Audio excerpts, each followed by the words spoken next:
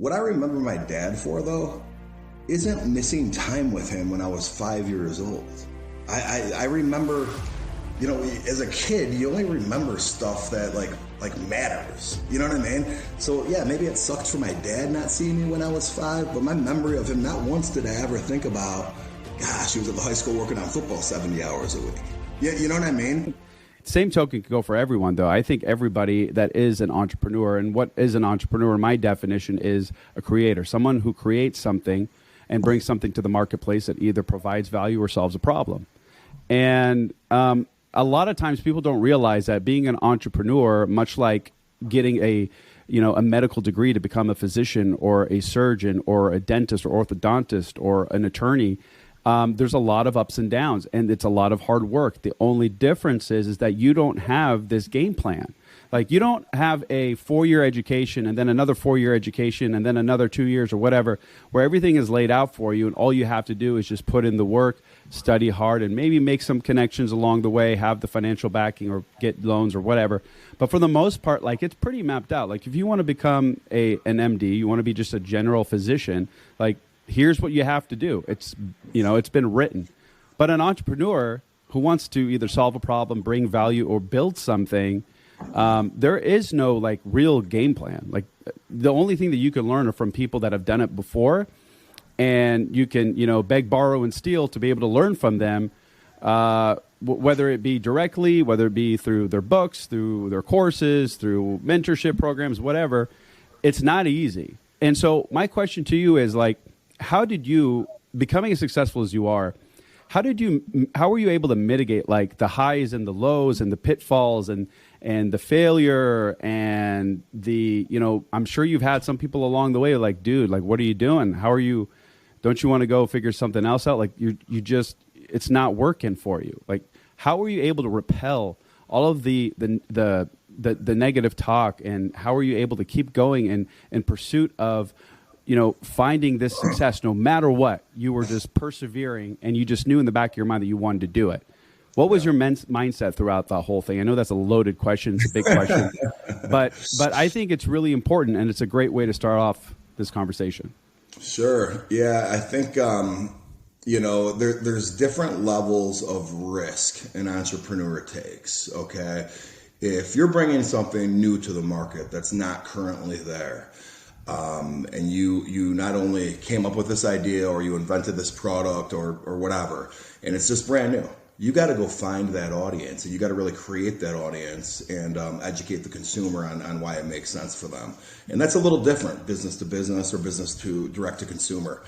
Then there's another kind of entrepreneur where they're working in corporate America and they're doing a job, like, say, they're a mechanical engineer, or they work for an architectural firm, and they feel like, gosh, I could go do this myself. I could start my own firm doing this and offering these services, because this service is something that really they're just buying from me. I'm doing it as a representative of this company I work for, but gosh, it's really just me.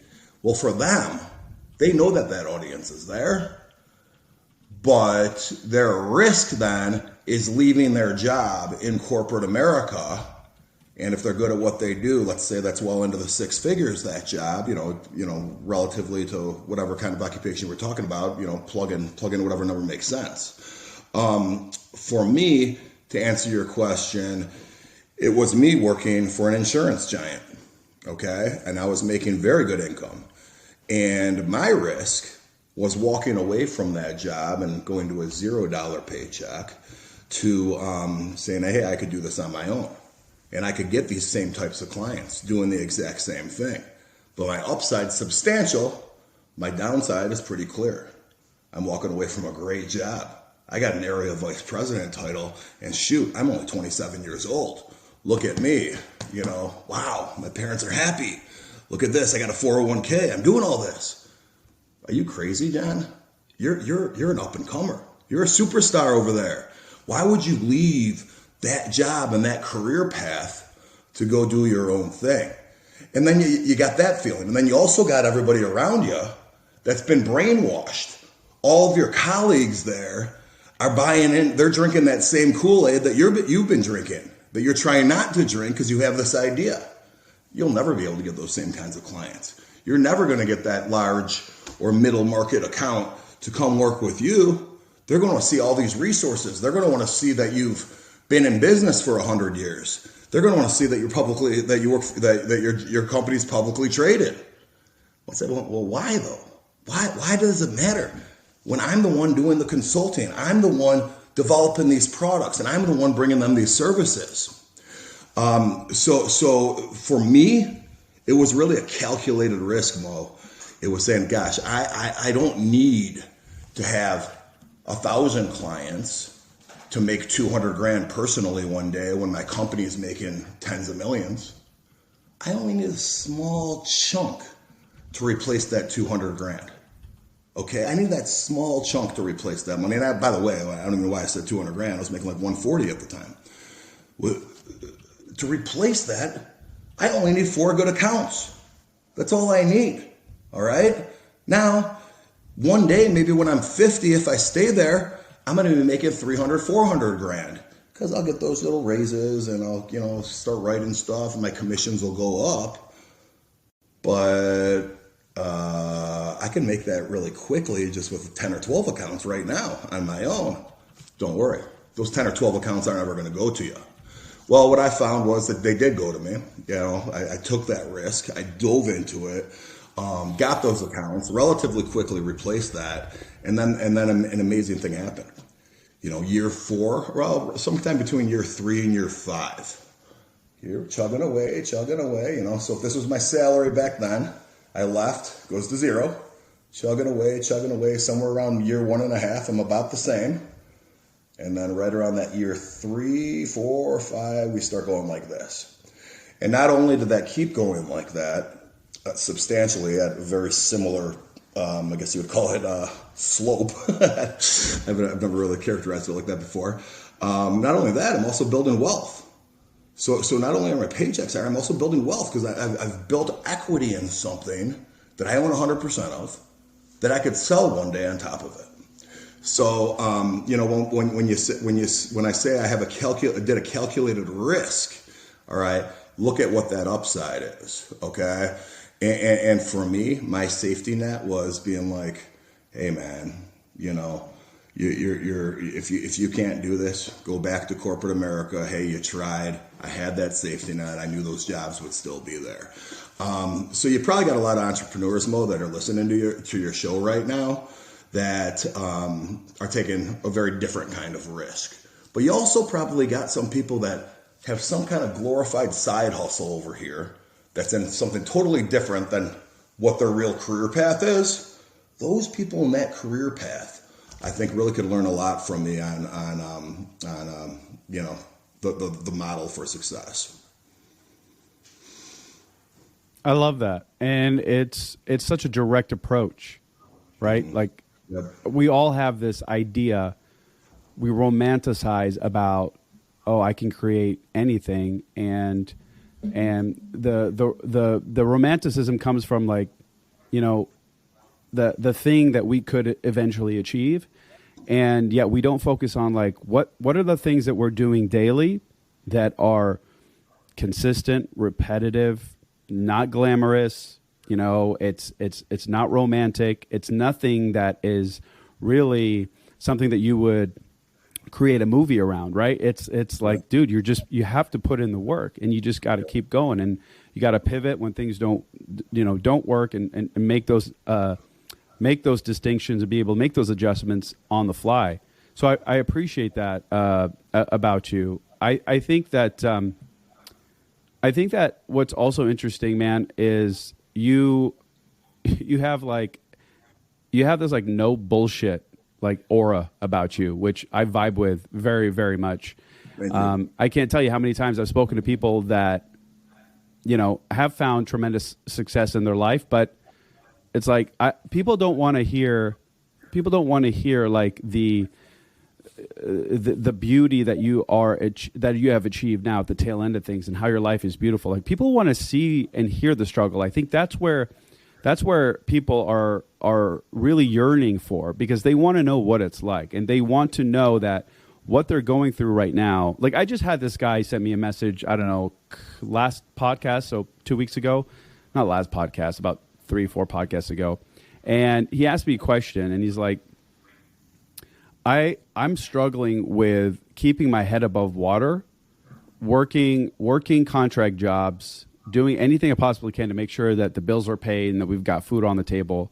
Yep. And it's like every day I feel like I'm going against the grain, and I can see my wife and I can see my friends and I can see my family just luring over my shoulder, looking at me with discontempt and just, what the fuck are you doing? You know what I mean? And this is basically, this was, I'm paraphrasing, but that's kind of like what he was asking. I'm like, I don't know if this is something I should continually pursue. Yep. You know? So like, what would you say to somebody like that? And maybe he's listening, and if not, I'll definitely respond to this question with a clip of this video. I got to tell you, man, here's what I'm going to tell you. All right. I have a phrase where I say, don't take dieting advice from a fat guy. Yeah. Don't go ask some fat guy what his best diet plan is. All right? Think about this. You wouldn't, would you? You know, ask some guy that's obese how to lose weight? No. Okay? Maybe to find out what not to do. Don't let outsiders influence you that have never started a business, that have never started a company. Okay? Whether it's your parents, whether it's your brother, whether it's your girlfriend. You know what I mean? Like, it just doesn't make any sense to let them influence you. Go talk to people that have actually done it. And what's the sad part about this is if you were in a situation like I was in corporate America, okay, where everyone's drinking the Kool-Aid, hey, this company we work for is awesome, look at us, we're awesome. You're going to get, hey, man, your buddy that you go to lunch with every day and happy hours with once a week, hey, what do you think of this? You know, he could never tell you it's a good idea because that means he's wrong. Unless you're lucky enough to find someone with the exact same mindset. But you got to remember, no one has that mindset. That's why they work there in the first place. You know what I mean? So you know, I'll just go ahead and say, because you drop this, who the fuck are they? Yeah. Like, who cares? What would their advice matter? Except to maybe do the opposite. Okay? Because that's not what you're trying to do, man. So you could talk yourself into or out of anything. Keep talking to those people, and you're going to be very, very well talked out of it if you let it influence you. That's awesome. Yeah. It's just like, get rid of that noise, no matter where it's coming from. Otherwise, it's only going to bring you down. It's like you got to create this wall, this barricade around you. That's right. You know, otherwise you could be the strongest person in the world. Like if that wall is made out of concrete and it just keeps closing in, I don't think you could bust through. Yep, that's right. So let's switch gears just quickly. Sure. I'm a big advocate of discipline, and I feel like a lot of discipline is fermented in sports or in sport, whether it be martial arts, football, basketball, soccer, doesn't matter. I feel like discipline, if you want to be an incredible player, an incredible teammate, an incredible fighter, like you have to have some form of discipline to be able to get you to that point. So I wanted to ask, like, do you feel like, in your college days and your football days, do you feel like you developed a core discipline? And if so, what was like your number one thing that kept you going, and the number one thing that was like pulling you away from it? Yeah, definitely a work ethic. So I played football at both Notre Dame and Northwestern University. Started at tight end at both institutions, and even if I wasn't the starter, even if I was the eighth string walk on the team, to be on those teams, you need to have discipline. You're showing up on time, you're not leaving early, and you're working your rear end off. And I'll tell you what, man, I didn't really know it at the time, but now I look back at my life, and it was definitely translatable. I had a couple hiring managers in my first jobs out of college that I love that you're an athlete. I love that you played football. I love that you played college sports. We look for that, and I didn't really understand why. As I look back now, older, it's so clear. It's so clear. I mean, I remember situations, get into the office at 7 in the morning where I'm the only one there. And it's 4:30 p.m. on a Friday. Guess what? It's me and maybe the boss are there. And it's like, I just didn't understand it. And I kind of wondered, are people not motivated to make money? I didn't, because it was a sales job for me. I was like, I'm going to work as much as I can. I'm going to come in on the weekends. I was motivated to make money. So I think some people might be motivated or want money, but they don't have that work ethic to do it. I'll never forget a situation. I was in a sales environment for my first job out of college, and often we would have to wait for our home office in Denver, Colorado, to get back to us with the underwriters were located there. I won't get into the details. It's kind of boring for insurance, but the underwriters were there. They had to get back to us with numbers after they reviewed the financials before we could go out with a proposal. And sometimes the stuff just took longer than necessary. And, I'd hear, okay, well, don't be mean to your underwriters because, then they might, wait, don't be mean to the other underwriters, like on a personal level? Like they're not going to screw me over? Wait, we all work for the same company. We're trying to get this. I'm on the front lines. Who cares if me and that underwriter get along? Well, you'll learn over time. Okay, this isn't college football. Not everybody's operating this way. And I'll never forget it. I went to a home office tour, and I was friendly to everybody, and whatever. But there was a birthday party going on in the room next to us, and I'll just never forget, like watching all the underwriters, like celebrating this party, like eating their cake, and it's going on for like 2 hours. And I'm like, okay, I think this would never have happened in our sales office. It's like what is this? So, part of it, Mo, was really a learning experience for me that I was wired a little bit differently. And it was probably around that time that I kind of had an epiphany, you know what I mean? That, hey, listen, I'm doing a lot more than anyone else at this thing. It helps out that I was pretty talented at the career path I chose. And the combination of those two things, I think really put me in a position to prosper. So I realized that when I was probably about 25, 26 years old. Yeah, and that's big, which kind of, actually, I was thinking about this as you were talking. You seemed like a very, very self-aware person. Like you knew who you were at a very young age, at least enough to be able to identify certain things. And that's huge. I think self-awareness is like the superpower. I think if you understand who you are, what your weaknesses are, what your strengths are, you can modify and you can adjust and you can pivot and you can create something for yourself or create something out of yourself. And that's phenomenal. Were you always that way, or was it your experiences, you think, that kind of brought you to that point of life where you didn't even realize that you were self-aware, you just knew? You know what's funny about that? Thank you for that characterization, by the way. But I think I was aware of it always, but it took me a second for each level. Okay? Yeah. So when I was on this level, hey, I could be in that management level one day. And then, if I ever get to that level, hey, I could be in that, regional manager level one day. You know what I mean? I would always look that one level ahead. And even now, okay, I'm in venture capital. And, you get into this. I had a big exit in insurance, and I decided to become a venture capitalist and do other things that we could talk about later or whatever. I don't want to digress this conversation. But when I got into it, I kind of almost come across a little self-deprecating at least, but not on purpose. It was because I truly wanted to learn everything happening around me. And then after I've learned, and I'm still learning, don't get me wrong, wait a minute, this guy that I'm learning from, I could do this better than him. And I have more resources to do what he's doing better on top of it. And it turns out I'm pretty good at this too. You know what I mean? So it's like that awareness happens when it's, when that epiphany hits. So I don't walk into it with that awareness. You used to talk about medical doctors earlier. Okay. There's nothing in my mind that tells me I could go be a neurosurgeon right now. There is not one thing. Right. Well, who knows if I went into that field? I kind of doubt I could ever be a neurosurgeon, but let's just use that as an example. If I did, maybe I would end up at the University of Chicago as a neurosurgeon. Who knows? I need something to happen in those experiences to get me there. But once it clicks, man, it clicks for me. Can I ask you a technical question? Sure.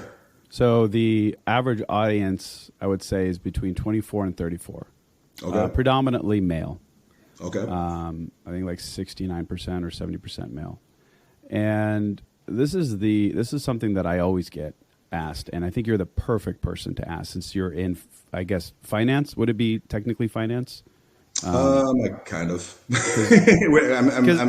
Think about Shark Tank. I'm like one of the Shark Tanks of venture capitalists. So you're an investor, and you've used, managed, and you just understand money. Is I guess the thing that I'm trying to say. Yeah, and I would say I understand business more though. Okay. Yeah. So what I'll do is I'll invest in startups that early stage venture capital that I feel like I could not only put money into to help elevate, I could also bring some guidance to the table or my network or other resources to the table that would help that organization. Oh, so straight up Shark Tank. That's awesome. Yeah. Versus later venture capitalists, later stage venture capitalists, or even private equity firms. Those are the types of people that will have the true MBA-like finance backgrounds, where with what I'm doing, you don't really need that background. But it's still, I don't know where you were going with your question, but it's still very important just to understand money and understand, like what makes sense and doesn't make sense. If you can't understand that, it's very difficult. Yeah, I guess so. Yeah, that 100%. So this is my question, and it's not my question. It's a question that I get asked quite often, and I'm paraphrasing. But what if I wanted to start a business right now? I'm speaking on behalf of the people that have asked this question. If I want to start a business right now, and I have no seed money, like the money that I'm making is basically paying for my livelihood. Yep. What would you do? Yeah, I get that. I get asked that a lot as well. It's really going to depend on the idea. Okay.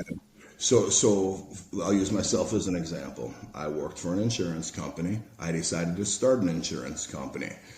In that process, it was consulting and brokeraging, where we didn't have to have a lot of money behind us to go and get these clients. You could just go in and you get commissions or fees, either commissions from the vendors or fees from the clients. And I was just doing mid-sized groups, and I developed a niche with colleges and universities, which allowed me to prosper because I was the only one doing it, and I came up with it. Okay, so that money was going to be flowing in with my, just by getting clients. That was what I did.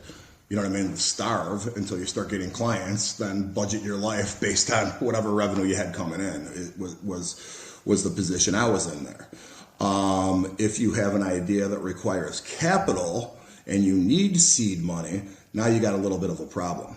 Okay. Yeah. Now you gotta have, you gotta go external. I'm going to tell you what though. Okay. I'm an early stage venture capitalist. I look at this stuff all the time. If you got an idea that's like the one I just described, which is what I did, or that kind of environment, and I'm not seeing any need for you even to be raising money, then why the heck are you even talking to me? Just go live on a couch until you figure it out. But if you can't make money, let's say you want to start a logistics company, you want to buy 8 trucks, okay? All right. Well, then you need seed money because you can't start making money until you own the trucks or whatever. I'm sure there's workarounds for that for people that are out there in logistics. I'm not in logistics, but I'm just using that as an example here. Then you need to go outside and look around for that money. You could go to early stage venture capitalists like me. People like us, though, in that environment are looking for some kind of, it's such an overused word and I hate it, but looking for a unicorn, okay? We're looking for some kind of play where if I give you $300,000 right now for 10% of your company or whatever, guess what? I want that $300,000 to be worth at least 10 times that in 5 years, okay? And it better be a big idea. It better be a big idea. It better be some kind of technology or something that Amazon or Facebook or Motorola or someone like that's going to buy from us one day. Okay. Got it. If it's more like a logistics company where you just need capital, to buy those trucks, and you're pretty certain because you have connections and a network and you know the industry because you've studied it or you've worked in it, where you just need, say, 80 grand to get down payments on the trucks that you own, and then you'll get clients and be able to operate. You don't want to be giving up equity in your company if you're in that environment. You don't want to be, okay? Because what you want to do is get some type of bridge loan, all right? Go to like family and friends even, and I know that's easier said than done. Trust me, I never had to do it, but I have family and friends that'll come to me, and it's like the last thing I want to do, especially when it's like very close or even peripheral. And actually, I take that back. No one in my family's ever asked me for anything like that, but friends for sure have. You're just not in a you got to offer something to those people that makes sense for all parties. Okay. And for you, if you're going to plan on making $500,000 a year on this company, all right, and there's not going to be a big exit one day where you sell it to someone, it's really just to get there. And you can't get off the ground without this $80,000 to buy these trucks. All right, do you want to give up half of your company? Hey, you give me 80 grand, we'll be 50-50 partners, I'll operate it, you be the money man. That's great on paper, but what's going to happen is 3 or 4 years from now, you're making $500,000, or the EBITDA of the company is $500,000. You're giving $250 to this guy over here that gave you 80 grand 4 years prior. Yeah, it's a good deal for him, man, but you're going to get kind of pissed off because you're 28 years old and plan on doing this the next 20 years. And, how long is this going to go? But you know what, though? Maybe that's fair. That was a fair deal for him. It's not a fair deal for you, though, if you play that out. So something that you might want to do, you get creative. Hey, I need 80 grand. Let me find 4 friends that'll give me 20 grand. And here's what I'm doing with the money. In 2 years, I'm going to give each of you guys back 30 grand. So for that 80 grand, I've given up 120 grand in 2 years. So you're limiting their upside. Okay? But guess what? You also have to limit their downside if you do that, or no one's going to take that deal in a million years. All right. So maybe you have equity in a home, or probably your 24-year-old audience probably doesn't. Or maybe you have, 401k money sitting there. But a situation like that, and this is just me talking, man, I got to tell you, you got to put some kind of personal guarantee on this thing where you're going to owe them at least that principal back. So, hey, you could gain 50% in 2 years. Worst case scenario, I'll cap you where you only lose 10% if I go to zero, and I'll put a personal guarantee on this, and you'll be getting it from me over the years. For that kind of situation. The other situations that have that huge upside to sell to Amazon one day, in that situation, you're dealing with investors like me, where we understand we might lose all of that money. Okay. Yeah, I think that's incredibly valuable. I always tend to say, like, especially for like the 30-year-olds, the 40-year-olds, especially if they've been in like a specific industry, career, right? Like I always say, like, why don't you build a business around something that you have knowledge around? Right. And like you could literally do that for almost nothing. Like, what does it take to register an LLC in your state? $100, $200? Exactly. And computer, internet, like start fucking making calls. Boom. If you know how to help people, if you know how to, I don't know, like if you are a writer and you can write beautifully, and especially maybe you could write to sell stuff, like, hey, go be a ghostwriter. Go start reaching out to people like you. Like, hey, you probably have an immense knowledge, which, this is teetering towards your book. But, I think that's just something that is incredibly valuable. Where do people, like, what inspired you, I guess, first of all, to write everything down in the first place? Secondly, it seems like a very practical how-to book. Yeah. Whereas a lot of that stuff is full of just fluff and nonsense. Right. So my book here, paid training, I wrote it actually in 2011. Okay? Wow. Yeah. And what's interesting about this book is I was still growing my insurance business. I didn't sell my company until 2015. All right. Wow. I quit my job, started my own company in '05. I wrote this in 2011. I ended up selling my company in 2015, but part of that deal was that I had to work at that company I sold it to for the next 5 years. Oh, shit. So anyone that's ever written a book or knows someone that wrote a book, no one's getting rich off selling books unless you're like, writing Harry Potter or something. You know what I mean? It's just you're not getting rich off selling books. I'm not even promoting that. I mean, go buy it if you want, or just actually DM me on my Instagram. I'll send them to you for free. I'd rather do that than, the 75 cents I get when you buy one. But Beautiful. Yeah, seriously, do it. DM on my Instagram. So what's interesting though is that I was so laser focused on growing my insurance company. It was called Northwest Comprehensive. And as a hobby on the side, I started putting my thoughts out on this. And I'm like, you know what? There's people way farther along in their careers than I am to write a biography or a memoir type of thing. It just didn't make any sense, and that's not what I wanted to do. But could I use my own personal experiences as a guide for others? Okay, that really for those people working in corporate America that are scared or don't know how to evaluate whether or not they should quit that job and go on their own.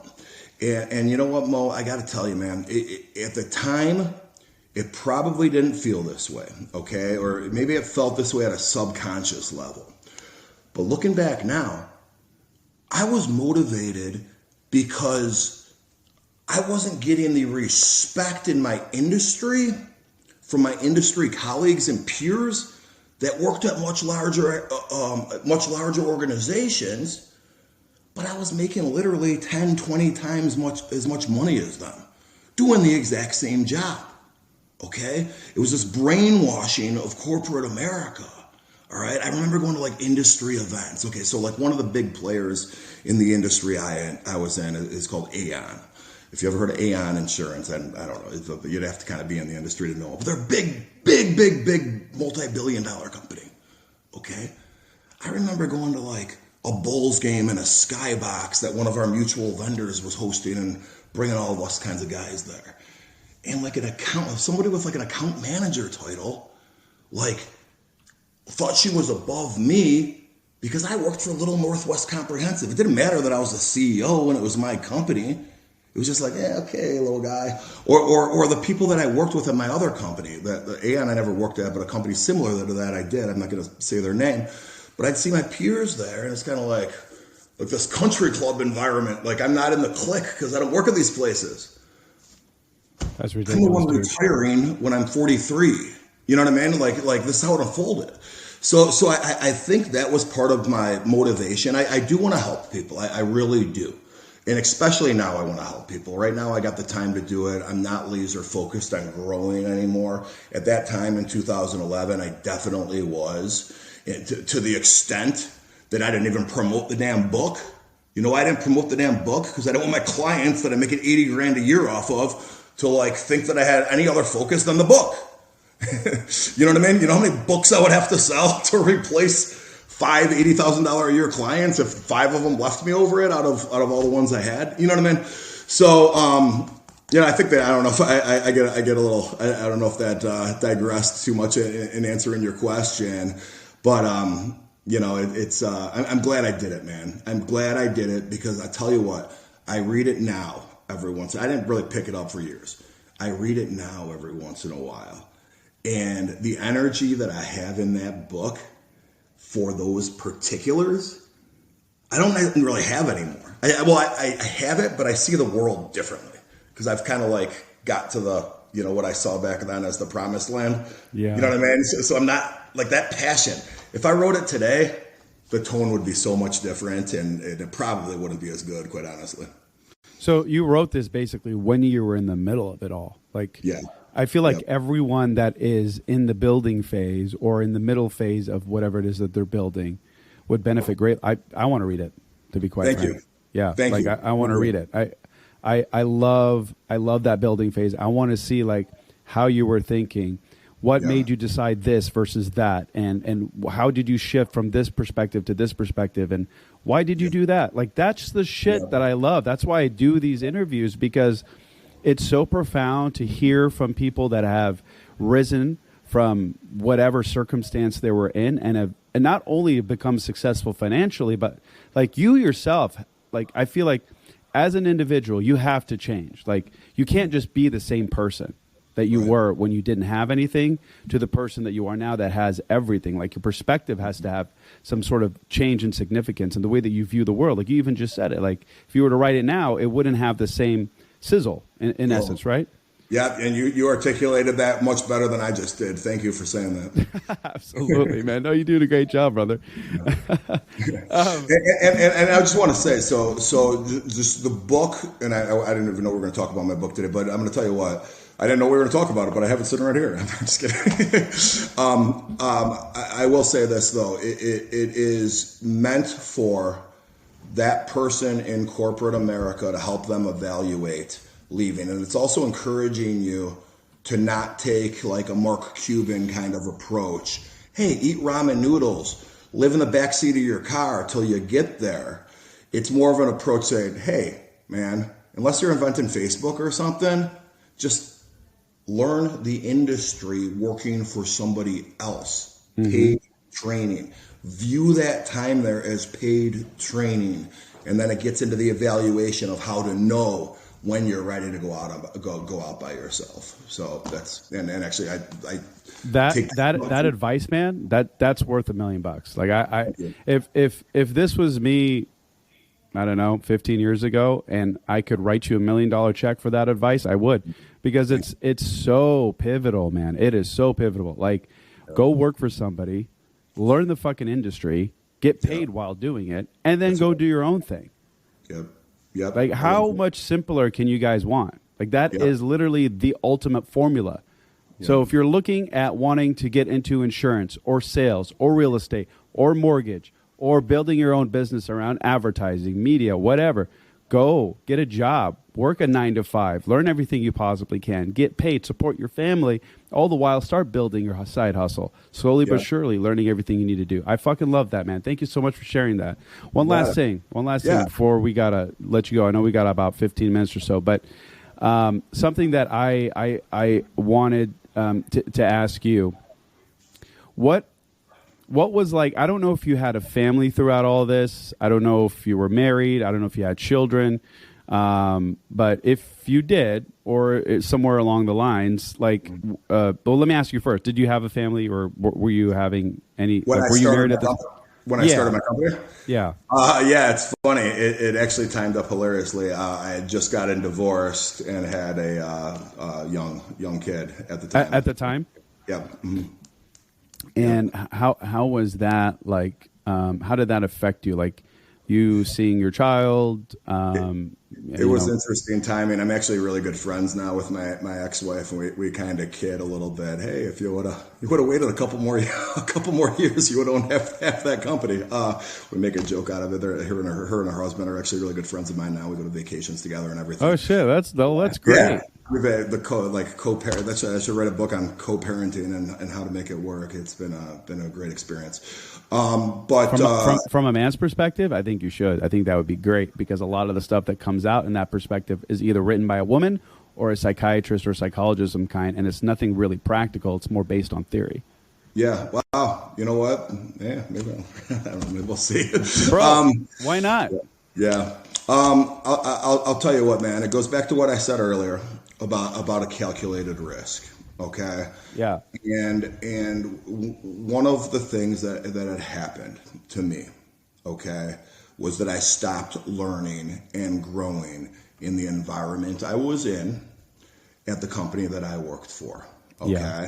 Now, simultaneous to this and unrelated, I think at least, gosh, I never really thought about it this way, I also got divorced. I don't think those things had anything to do with each other, but maybe, who knows? No, they definitely did not. It was two totally mutually exclusive things going on, and it really was. So any psychologist listening, don't try to draw a parallel. Well, whatever. Anyway, so it just so happened that I was getting a divorce at that time. Now, Maybe somewhere mentally though, I was like, yeah, you know what, F it, let's go. You know what I mean? And I kind of wonder sometimes if I would have stayed married, and that would have been enough for me, and just having a family and gosh, keeping that job to keep that paycheck so we could plan a trip to Hawaii next year or whatever. I still had financial responsibilities to my daughter. You know what I mean? There were still things on the table that I needed to be doing, but maybe somewhere subconsciously, Mo, I was like, you know, F it, man, because I don't have anything going on personally in that department right now, at least. That's occupying my passions. You know what I mean? Let's focus everything on your career. Mm-hmm. In focusing on my career, okay, grow. These guys that are 40 and 50, I'm better at this job than they are. They've only worked here 30 years. I worked here 2, and they're making 30 grand more than me. What am I doing? Okay, get out. All right. So it might be a little bit of a stretch, but as I'm talking myself into it here out loud, maybe that did play a role. Did you follow all that? I was kind of all over the place there. Yeah, no, I did. Yeah. I first of all, kudos to being able to sustain a relationship, build a relationship, and also have a current relationship with your wife that is co-parenting. That's a struggle for a lot of men. I mean, I don't know how I would do it. Especially, I mean, it would have to be. I guess it depends on the circumstance, but like my kids mean absolutely everything to me, and I know how much of a struggle it is, especially during their early childhood, when you're devoting so much time, like to building a business. Like, you know, I remember being locked up for 14 hours a day, and my kids were growing up right in front of me. It's not always the easiest thing, but you have to have that like perspective of, yeah, but I'm creating this life that I want, but I'm going to share it with my child or children, and they're going to be able to benefit from it long term. Yeah. You know, and I think a lot of people forget that. Like just because you're working your ass off doesn't necessarily mean you're going to be a neglectful father or a neglectful mother. Like we do it to have a better life. And like, you know, and here's the other thing, man, that I wanted to share with you, and I want your stance on it. Like, could I say one thing about what you just said? Yeah. Real quick? Yeah. I lost both of my parents over the last few years, actually. Sorry to hear that, man. It sucks, right? My dad was a high school football coach, okay? He worked his ass off that all the time, all right? What I remember my dad for, though, isn't missing time with him when I was 5 years old. I remember, you know, as a kid, you only remember stuff that, like matters. You know what I mean? So, yeah, maybe it sucked for my dad not seeing me when I was 5, but my memory of him, not once did I ever think about, gosh, he was at the high school working on football 70 hours a week. You know what I mean? And it's just kind of funny. It's as I'm older, I wasn't looking at it that way with my daughter in 2005, but now I like look back and I see how I feel about my parents that are gone, and any guilt that I would have ever had about time I did or didn't spend with my kids. At the end of the day, do you know you were a good dad? Do you know you were a good parent? Do your kids know you love them and are operating in their best interest? I think really that's what's going to matter at the end. I couldn't have said it better myself. I was just leading into saying, which is exactly what you described, which was being around your children and then being present are two very different things. Like you said to yourself, you don't remember all the times that he wasn't there. You remember the times that he was there because they made an impact. That's because your dad was present. And you being present in your children's lives, that could be 5 minutes. Like, think about it for a second. Like, I've seen parents, when I take my kids to the park, on their fucking phones while their kids are playing. Yeah. I'm like, where are you at right now? Like, this is 15 minutes of your day. You can't just connect with your children. Yeah. And listen to them. Hey, Daddy, look at me. Like, you know what I mean? Like, that's the stuff that matters to them. And so if you can give 100% attention to your kid or kids, That is being present and doing what they want to do, even if it's for 5 minutes a day. They're going to remember that 5 minutes a day versus a 12-hour, 8-hour day where you're just sitting there on the couch completely, ignoring them while you do work or on social media or watching television while they're on their iPads or they're playing by themselves. Like, that's not being present. That doesn't matter, you physically being there. So I appreciate that, how you phrase that, and it's exactly what I wanted to say. And it makes all of the difference. This has been great, man. We got to have you back on. Like, this is awesome. Thanks. Awesome. Yeah. I'm like, honestly, this has been a very easy interview for me, and I'm surprised we haven't crossed paths sooner than this. Yeah, totally, dude. I'm grateful for the opportunity. Where can people find you? How can they connect with you? Is there anything that you're offering that we could promote right now? Yeah. Well, thank you for asking that. Not really. Actually, I do post a lot of business related topics, really only business related topics, at my Instagram. It's at John Cerasani, JohnCerasani. A lot of just practical advice, as well as things that are happening with startup companies and people that are involved in them that I encounter. And there's usually some kind of lesson at the end of each of my posts. But I think what's different about my Instagram and a lot of people that you might see on podcasts like this in general, I'm not doing business coaching. I'm not doing really motivational speaking or anything. I do have a book, but I don't really care if you buy it or not. I care for your behalf if you buy it, but but I'm not. That's not what I'm about. I'm at this phase in my life where I have the time to put out some content that I think matters. So that's what's going on. I appreciate that. I gotta say, John, that's exactly why you need to be producing content, because you are not a motivational coach. You're a straight talker, and you're giving actual, actionable, tangible information that I can take with me today and I can go apply it immediately. That doesn't exist. Most of the stuff that we talk about, even the stuff that I talk about, it's philosophical. Like, we're just pontificating. We're not actually, it's not anything that is like, here, do this and then this will happen. If you were to, okay, everybody listening, I want John to get on TikTok. I really do. Dude, if you were just hear me out. If you just, once a day, if you just busted out your phone, load it up, open the app, hit record, you didn't do anything. Here's what's cool about TikTok. It does not favor like polished content like Instagram. Instagram, it wants to be polished, pretty, nice, neat, whatever. Right. Post, edited, all that shit. TikTok, it's not. It wants to be granular. It wants to be raw, unfiltered nonsense. Just whatever it is you have to say.